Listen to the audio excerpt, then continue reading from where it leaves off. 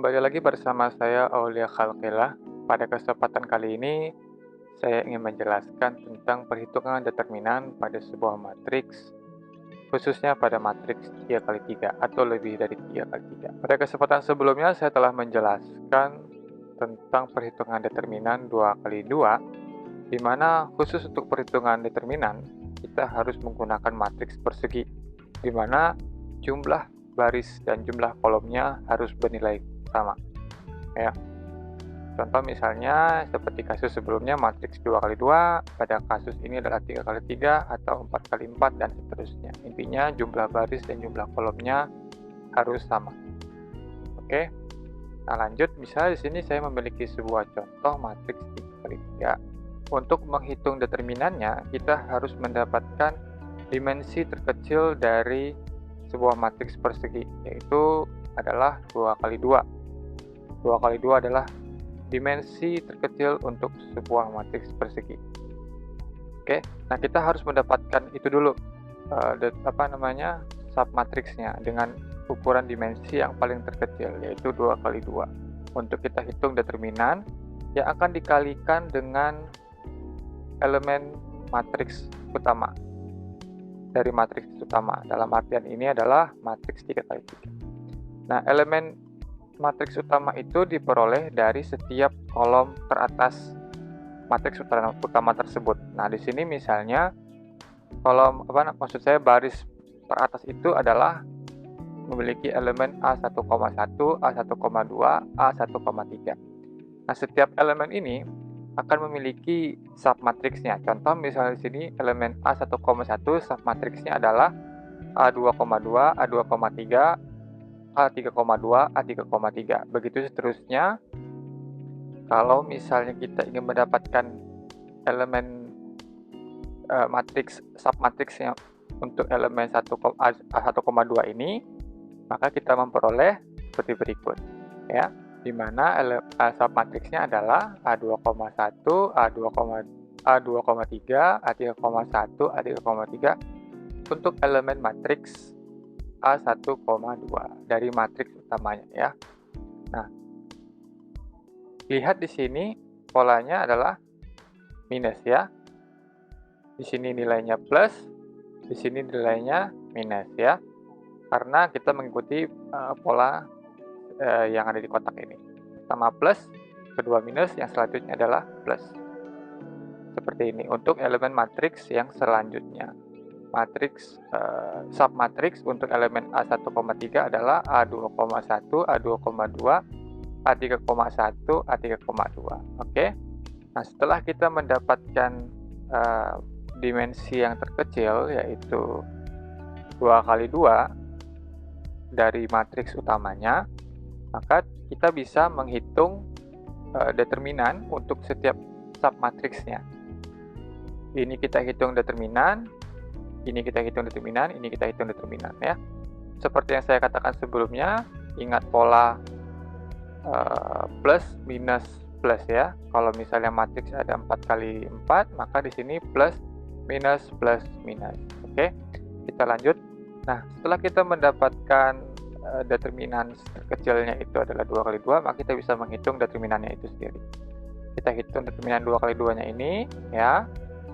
Setelah kita menghitung determinannya dengan cara ini, ya, persamaan ini, hasil perkalian antara elemen yang saling berpotongan dikurang dengan elemen matriks yang berpotongan lainnya. Oke. Nah, setelah kita menghitung determinannya ini, kita kalikan dengan setiap elemen matriks yang mengikatnya. Seperti ini, matriks yang warna merah ini, ya, dikalikan dengan elemen matriks A1,1. Yang warna biru ini, matriks yang warna biru ini dikalikan dengan elemen matriks A1,2 dan seterusnya. Kemudian tinggal dikurangkan dan dijumlahkan sesuai matematika sederhana, ya. Ingat sekali lagi elemen matriksnya ini, ya, A1,1, A1,2 dan A1,3 itu diperoleh dari baris teratas dari matriks utama, ya. Baris pertama dari matriks utama. Oke. Nah, kita lihat contoh, misalnya kasus contoh di sini saya memiliki matriks A sama dengan 1, 2, 3, 4, 5, 6, 7, 8, 9, matriks 3 kali 3, di mana secara matematika sederhana dengan proses perhitungan seperti yang sebelumnya saya jelaskan, kita memperoleh nilai determinannya adalah sama dengan 0, ya, sama dengan 0. Proses perhitungannya seperti yang saya jelaskan sebelumnya ya. Kita harus menentukan elemen matriksnya, setiap matriksnya setiap matriksnya itu apa-apa saja. Misalnya di sini elemen matriksnya itu untuk baris teratas adalah 1, 2, dan 3. Maka elemen matriksnya itulah 1, 2, dan 3. Submatriks untuk 1 adalah 5, 6, 8, 9. Untuk submatriks elemen 2 ini adalah 4, 6, 7, 9. Dan elemen submatriks untuk 3 ini adalah 4, 5, 7, 8 ya. Tinggal kita hitung proses matematika sederhana ya, hingga mendapatkan hasil determinan untuk matriks A adalah sama dengan 0. Oke.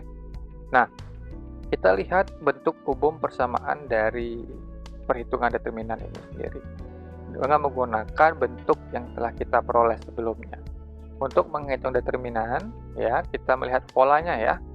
Polanya adalah tadi seperti yang saya katakan, plus minus. Plus ya, itu merupakan sebuah tanda, tapi perlu itu digunakan karena itu sangat mempengaruhi hasil ya. Maka di sini saya simbolkan dengan sign ya, sign. Karena dia polanya berulang dari 1, 2, dan 3, maka di sini kita bisa menulis sign 1, 2, dan 3. Oke. Di sini kenapa saya membuatnya kurang dengan 1 ya? Di sini hanya untuk mendapatkan nilai pangkatnya. Pangkatnya misalnya di sini sin 1 kurang 1 adalah sama dengan 0 ya, 1 kurang 1 sama dengan 0, maka setiap variabel atau angka yang dipangkatkan dengan 0 maka dia akan bernilai 1. Maka di sini positif 1 ya. Ini tidak usah dilihat dulu ya angka 1 ini. Saya hanya berfokus kepada yang plus ini. Dia ini akan bernilai plus 1. Oke.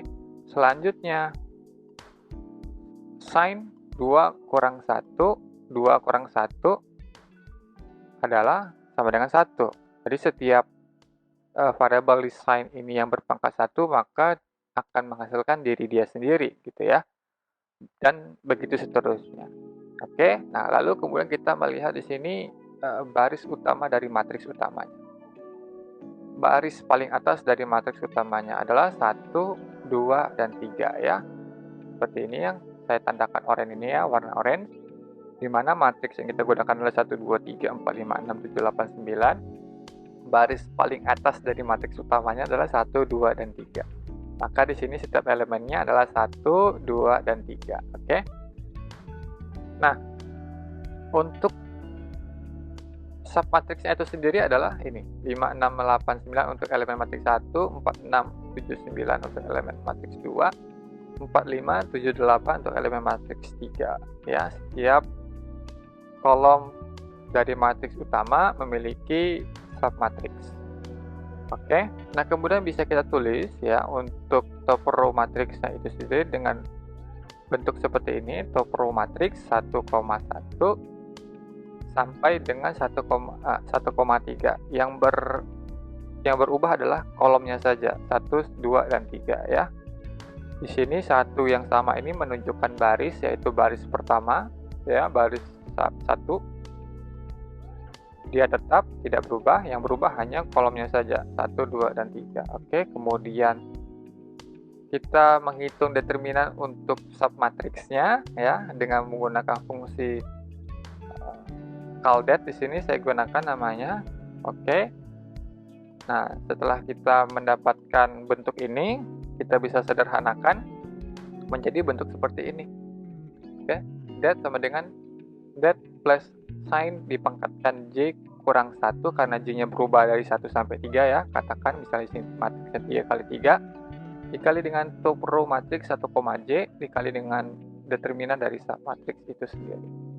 Oke, nah kita inisialisasi dulu dat ini sama dengan 0 untuk proses penjumlahan determinannya, untuk mendapatkan hasil determinan ya, karena kan proses determinan tadi kan mirip dengan penjumlahan ya, mirip dengan proses penjumlahan, pengurangan dan lain sebagainya.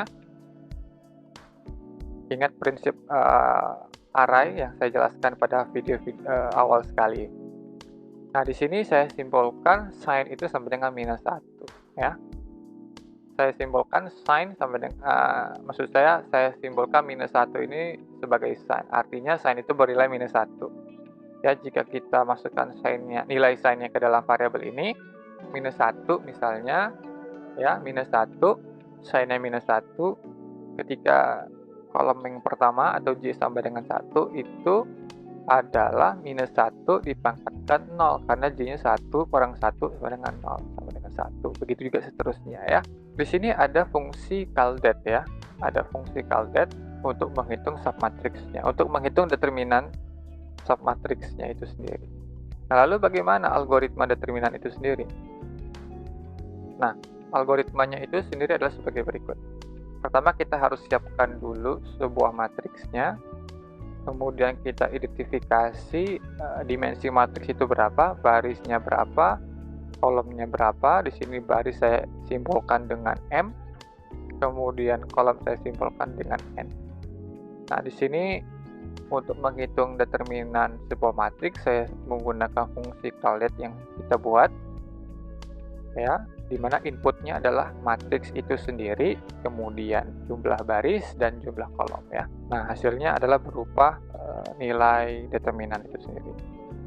Nah, di dalam fungsi caldet itu sendiri apa? Nah, ini di poin 4. Jika di barisnya itu dan kolomnya itu sama dengan 2, ya, artinya matriks yang itu 2 kali 2, artinya yang matriks dimensi terkecil untuk matriks persegi, maka determinannya bisa langsung dihitung dengan persamaan ini. Ya, persamaan satu ini, yang nomor poin pertama ini. Oke. Nah, langsung bisa mendapatkan hasilnya. Oke. Nah, kalau misalnya matriksnya itu tidak 2 kali 2, M-nya bukan sama dengan 2, M-nya juga bukan sama dengan 2. Maka dia harus mencari dari matriks utama dikecil menjadi harus menemukan matriks terkecil, yaitu 2 kali 2. Baru bisa dihitung determinannya. Dan dikalikan dengan elemen matriks setiap kolomnya. Contohnya seperti ini algoritmanya di poin 5. Kalau misalnya tidak memenuhi matriksnya itu 2 kali 2. Kalau misalnya tidak memenuhi matriksnya 2 kali 2, misalnya kita menggunakan matriks 3 kali 3, maka yang pertama adalah kita atur dulu set date-nya itu sama dengan 0 ya. Kemudian kita lakukan pengulangan untuk main kolomnya ini. Nah, main kolomnya ini dimulai dari 1 sampai dengan banyaknya kolom matriks utama. Nah, kolom matriks utama yang kita gunakan di sini adalah matriks 3 kali 3, artinya kita memiliki maksimum kolom sama dengan 3. Jadi kita akan melakukan pengulangan dari 1 sampai dengan 3. Kemudian kita atur variabel sin-nya ini sama dengan minus 1 dipangkatkan main kolom dikurangin 1. Oke. Nah, kemudian kita lanjut ke untuk mendapatkan submatriksnya, kita di sini menggunakan function get submatrix. Nah, khusus untuk di sini get submatrix ini atau function untuk mendapatkan submatrix ini, saya menggunakan metode subroutine, bukan function ya. Inputnya apa saja, yaitu matriks itu sendiri, matriks utama, kemudian baris, kolom. Nah, ini main row dan main kolom ini adalah menunjukkan setiap elemen matriks yang ingin kita mencari submatriksnya. Misalnya tadi elemen A 1,1, maka di sini main row-nya 1, main kolomnya 1. Misalnya elemen matriks A 1,2. Untuk mendapatkan submatriksnya berarti di sini main row-nya 1, main kolomnya 2 ya, sehingga kita mendapatkan submatriksnya itu sendiri berapa misalnya. Nah, setelah kita mendapatkan submatriks untuk setiap elemennya, elemen matriks utamanya, kita tinggal hitung determinannya. Det sama dengan det plus sign dikali dengan matriks, ini adalah top row matriksnya ya. Top row matriks yang warna orange ini ya, dari 1 sampai dengan main kolom. Main kolom ini saya poinkan di nomor 2 ini ya, dari 1 sampai 3 yang akan terus berulang. Kemudian dikali dengan fungsi caldet itu sendiri untuk fungsi perhitungan determinan. Nah, di sini saya sebut dengan metode, bukan disebut, di sini merupakan proses algoritma rekursi itu bekerja. Proses algoritma rekursi itu bekerja adalah ketika dia memanggil diri dia sendiri di dalam fungsi itu. Di dalam fungsi diri dia sendiri. Video tentang penjelasan rekursi atau recursion algorithm bisa disimak pada video sebelumnya. Di situ saya telah menjelaskan dasar-dasar algoritma rekursi. Kemudian kita hitung ya determinan dari submatriksnya itu dengan dimensi yang lebih kecil ya, yaitu 2 kali 2 misalnya. Karena kan kita pakai matriks utamanya 3 kali 3. Kalau misalnya matriks yang kita pakai 4 kali 4, maka dia tetap menghitung atau dia tetap mencari matriks yang terkecil 2 kali 2, kemudian dia akan mengkalikan 2 elemen matriks di atasnya, yaitu elemen matriks 3 kali 3 dan elemen matriks 4 kali 4. Setelah proses ini berjalan, maka kita mendapatkan nilai determinan. Bisa disimak atau dibaca pelan-pelan agar mudah dimengerti bagaimana algoritmanya. Nah, lalu bagaimana sih algoritma atau untuk cara mendapatkan submatriks itu? Nah, submatriks itu sendiri seperti yang saya katakan tadi adalah dimensi yang terkecil dari matriks utama ya.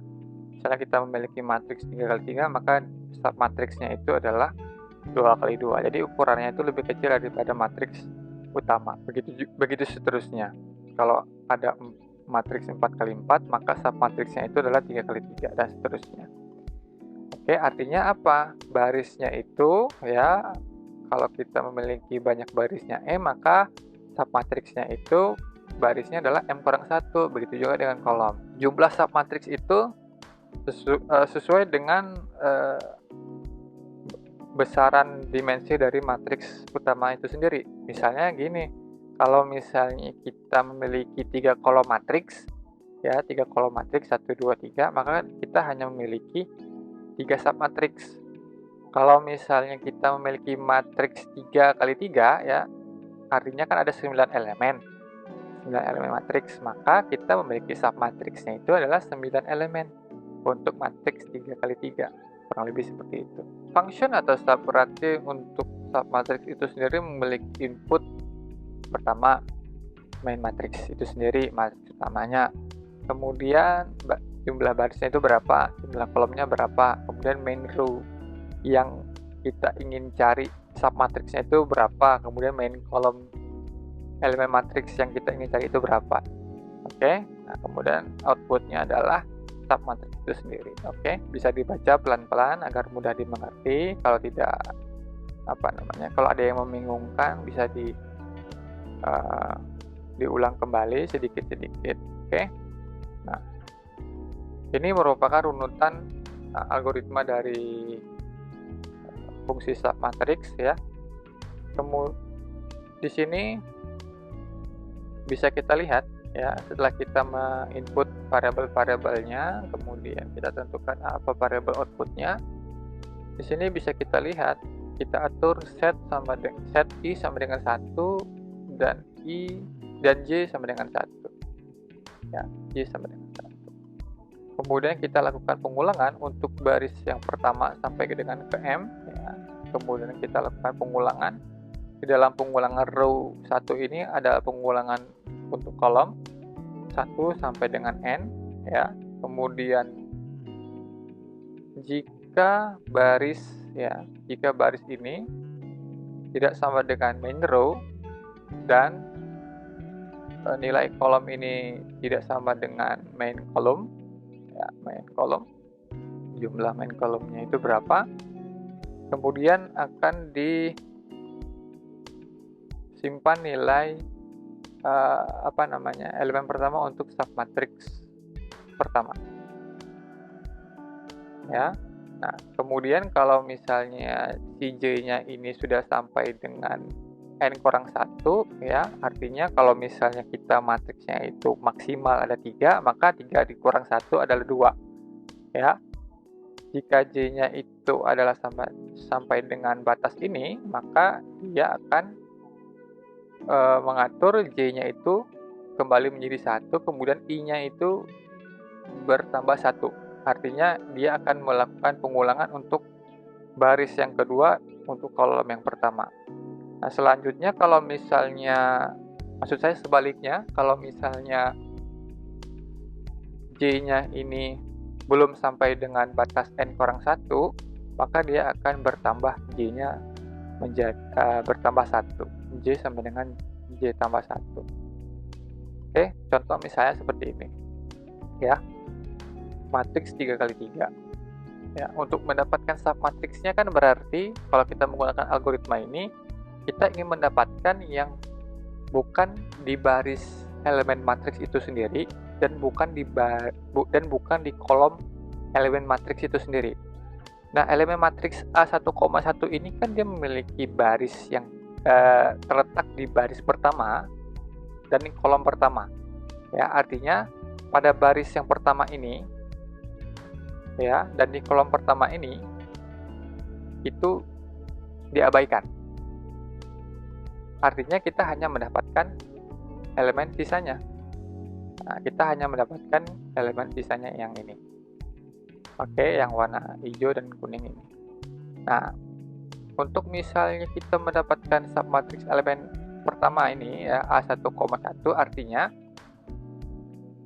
main row-nya itu 1 dan main kolomnya itu sama dengan 1. Nah, sini maka inputnya itu adalah sebuah matriks ya matriks. Kemudian M-nya berapa, M baris utama dari matriks itu berapa, kemudian kolom utama dari matriks utama itu berapa. Oke, kemudian main row-nya tadi sama dengan 1, kemudian main kolomnya sama dengan 1 ya, karena kita ingin mendapatkan submatriks untuk elemen yang pertama ini. Nah, kita atur set I sama dengan 1 dan J sama dengan 1. Loop for row, untuk kita lakukan pengulangan untuk baris yang sama dengan 1, yaitu M sama dengan 1 ya. Kemudian kita lakukan pengulangan untuk kolom sama dengan 1, di sini N sama dengan 1 maksudnya. Nah, lalu kita tanyakan, jika row tidak sama dengan main row, dan di sini kita pakai operator logika, dan kolom tidak sama dengan main kolom ya. Nah, di sini kita lihat row sama dengan 1 dan main row sama dengan 1. Ini tentunya tidak apakah 1 tidak sama dengan 1? Tentunya tidak sama dengan ya, false ya. Kemudian di sini juga 1 tidak sama dengan 1. Artinya juga false. Artinya kan 1 seharusnya kan sama dengan 1 ya.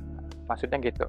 Nah, karena kita menggunakan konektor logika dan ini, maka ketika false dan false itu akan menghasilkan false. Nah, ketika mendapatkan false, maka kita lanjut untuk mencari di kolom selanjutnya, yaitu kolom yang kedua. Nah, sekarang masuk ke kolom yang kedua, ditanyakan kembali hal yang sama ya. Nah, yang berubah hanya nilai kolomnya, yang tadi awalnya 1 berubah menjadi 2. Kemudian ditanya lagi nih, apakah row-nya ini sama dengan 1 tidak sama dengan main row? Nah, ini kan masih sama ya, maka di sini kan harus tidak sama dengan. Maka hasilnya adalah false. Dan 2 tidak sama dengan 1. Ya, ini betul nih, karena 2 kan tidak sama dengan 1. Maka di sini true. Nah, kemudian false dan true, kalau misalnya di konektor dan ini, di logika dan ini, maka dia akan menghasilkan nilai false. Ya, lagi-lagi kalau misalnya kita mendapatkan nilai false, ya, maka akan lanjut ke kolom selanjutnya, yaitu kolom ketiga. Nah, kolom ketiga ini adalah kolom yang maksimum karena kita menggunakan matriks 3x3, ya. Kemudian hal yang sama ditanyakan lagi, ya. Karena kolomnya itu 3 tidak sama dengan 1, ini true ya. True. Kemudian di sini row-nya itu tidak sama dengan main row. Maksudnya apakah row-nya ini tidak sama dengan main row? Tentunya ini sama seharusnya. Maka dia menilai false. Maka false dan true lagi-lagi adalah menghasilkan false. Kemudian karena batas kolomnya sudah maksimal 3, maka akan berlanjut ke baris yang kedua. Karena ini kita lakukan di baris yang pertama, ya, karena kolomnya sudah maksimal 3, maka di sini kita lanjutkan ke row yang kedua. Nah, row yang kedua ya, loop for row sama dengan 2, M sama dengan 2. Kemudian kita kembali lagi untuk kolom yang sama dengan 1. Lakukan hal yang sama, ditanya kembali nih. Sekarang row-nya 2. Row-nya 2 tidak sama dengan 1, tentunya true ya. Tentunya true, ya, true. Dan 1 tidak sama dengan 1. Oke. 1 tidak sama dengan 1, tentunya ini salah dong. Ya. Harusnya sama. Ini false. True dan false lagi-lagi menghasilkan false, ya, karena kita menggunakan operator dan operator logika dan. Kemudian karena ini false, maka akan lanjut ke kolom yang selanjutnya, yaitu kolom kedua. Ditanya lagi nih, row-nya sama dengan 2, tetap ya, karena kita masih row dengan 2, dan kolomnya berubah menjadi sama dengan 2. Kolom row sama dengan 2 ini ya, row sama dengan 2 tidak sama dengan 1, tentunya true, dan kolom tidak sama dengan 1, tentunya tidak sama ya, artinya true. Nah, true dan true akan menghasilkan true.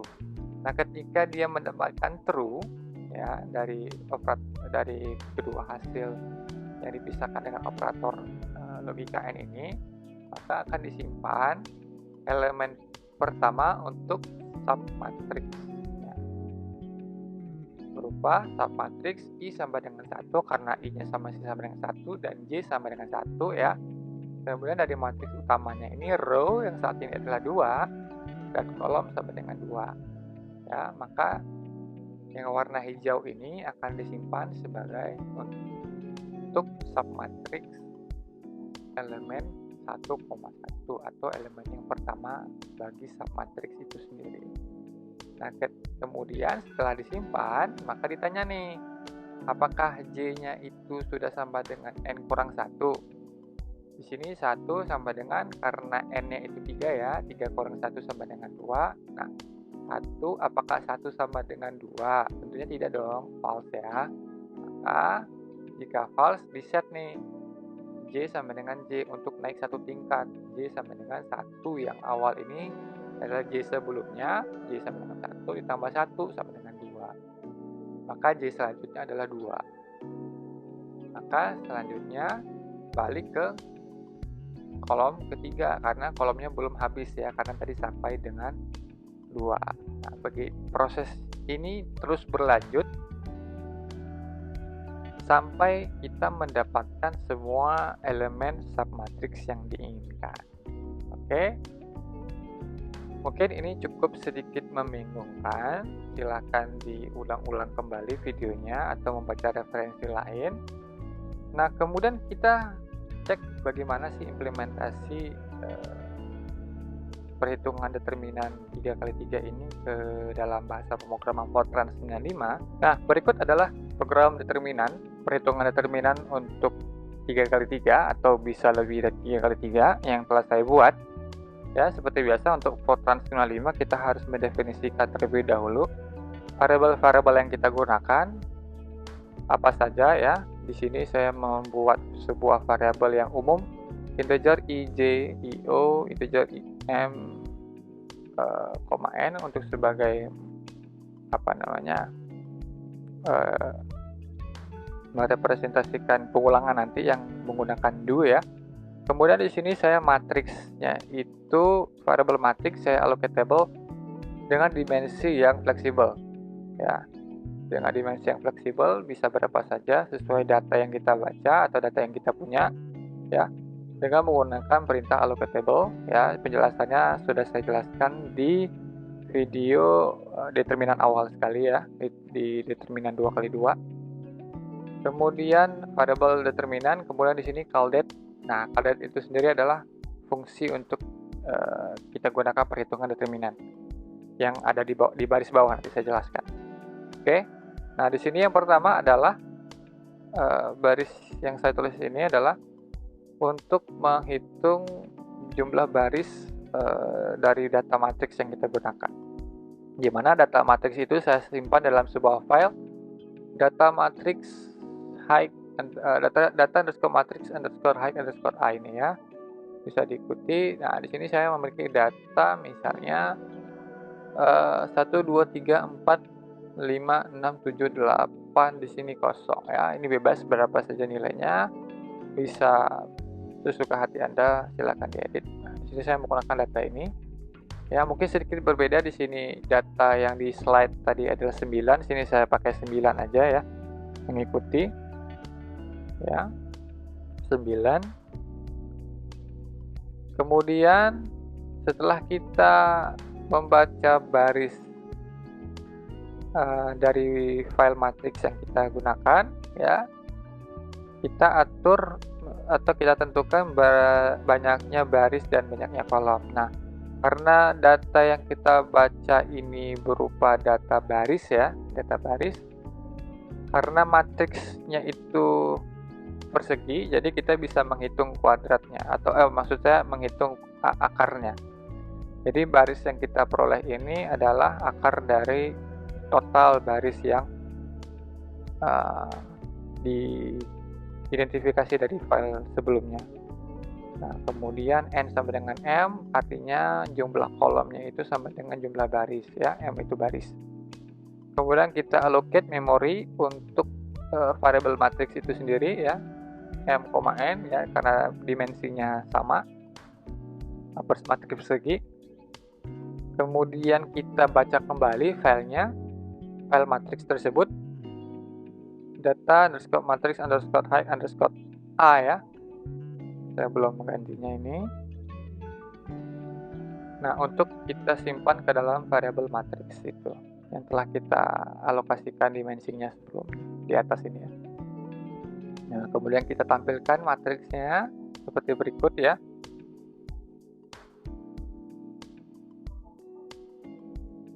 Seperti berikut. Kemudian kita hitung determinannya. Nah, determinannya seperti ini. Determinan sama dengan callDate dalam kurung matriks, M, N tutup kurung. Nah, kita memanggil fungsi callDate itu dari fungsi yang kita buat. Nah, kemudian ditampilkan nilai determinannya. Nah, oke. Kita lihat fungsi callDate itu sendiri. Fungsi callDate itu sendiri adalah ini ya, fungsi rekursif. Untuk membuat fungsi rekursif pada Fortran 95, kita harus menggunakan perintah rekursif ini atau sintaks tambahan rekursif. Sebelumnya kalau menggunakan membuat function yang sederhana, kita tidak perlu menggunakan rekursif ya, hanya function, nama function itu sendiri. Nah, karena kita menggunakan algoritma rekursif, maka kita harus menambahkan kata-kata rekursif di depannya. Nah, kemudian kita definisikan variabel yang kita gunakan di sini.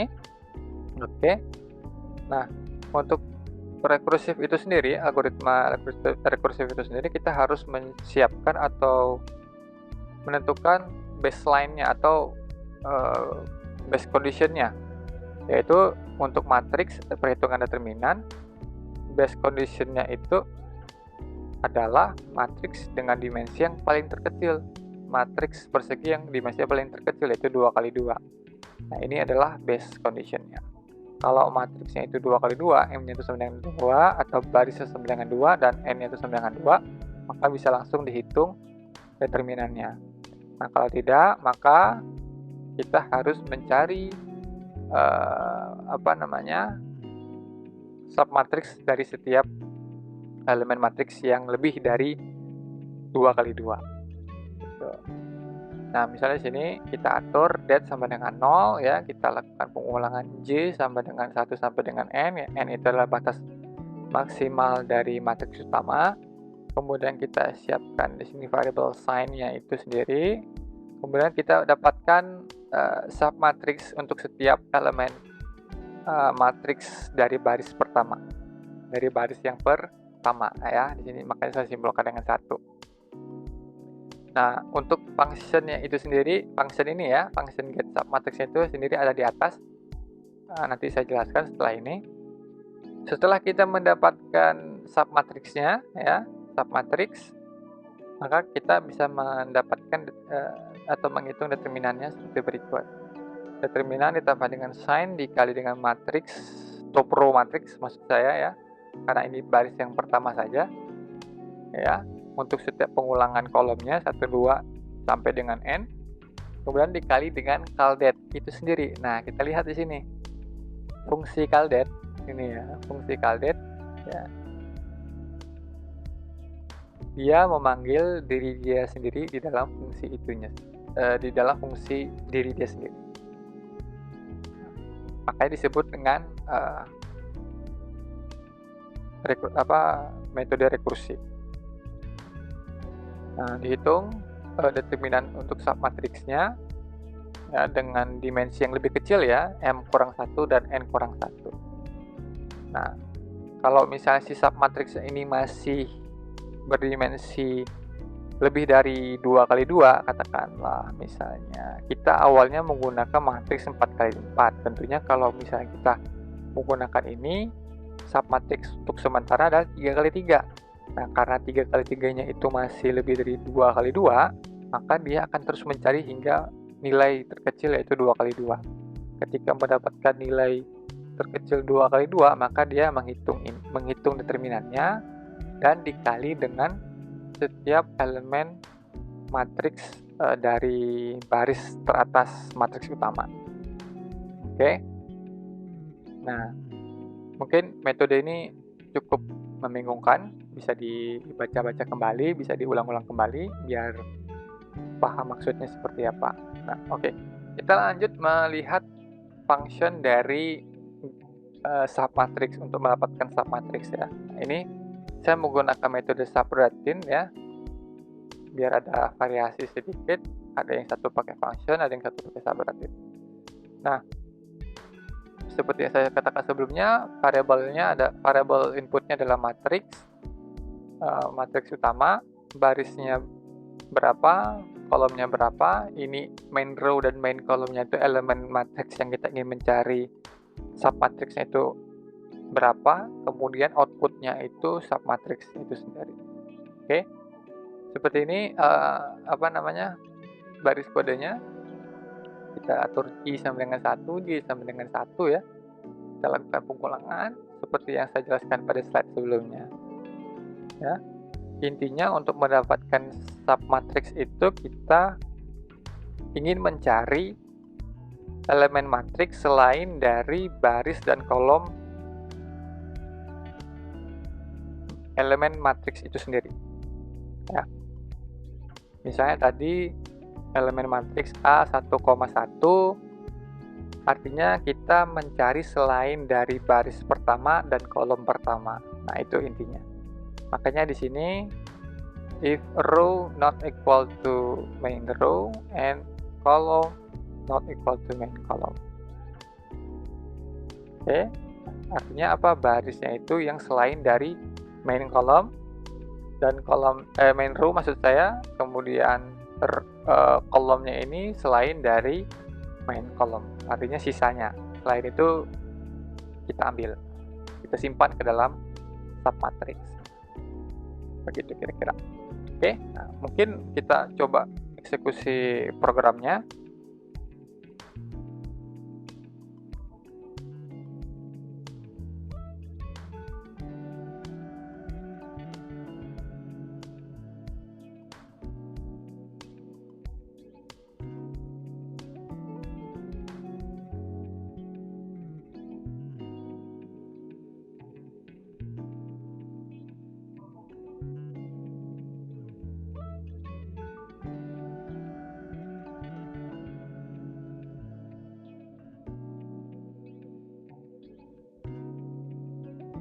Determinan sama dengan 0.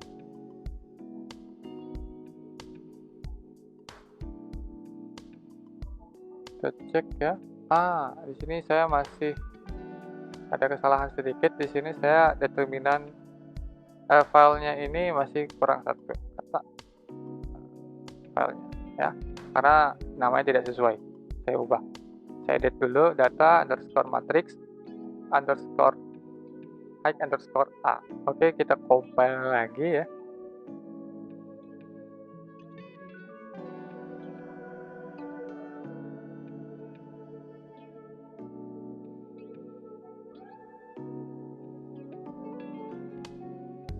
Nah, ini dia.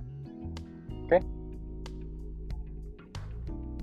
Matriksnya adalah 1, 2, 3, 4, 5, 6, 7, 8, 9 ya. Maka hasil determinannya adalah 0. Oke.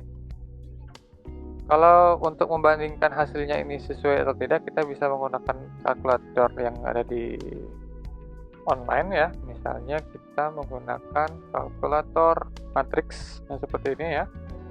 Kita menggunakan matriks 3 kali 3 dengan nilainya itu adalah 1, 2, 3, 4, 5, 6, 7, 8, dan 9. Kita hitung.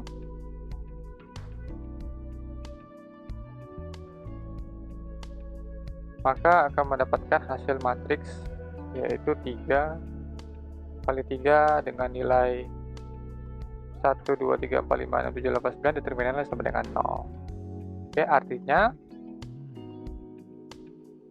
program yang kita buat ini ya, yang dibuat ini sukses untuk kita gunakan menghitung determinan 3 kali 3. Anda bisa menggunakan atau mencoba program ini untuk menghitung matriks, untuk menghitung determinan 4 kali 4 atau 5 kali 5 dan seterusnya. Link program ini akan saya letakkan di dalam deskripsi. Silahkan di-download, silahkan dipelajari, silahkan dicoba. Demikian penjelasan yang saya kali ini. Lebih kurang saya mohon maaf. Selamat belajar. Terima kasih.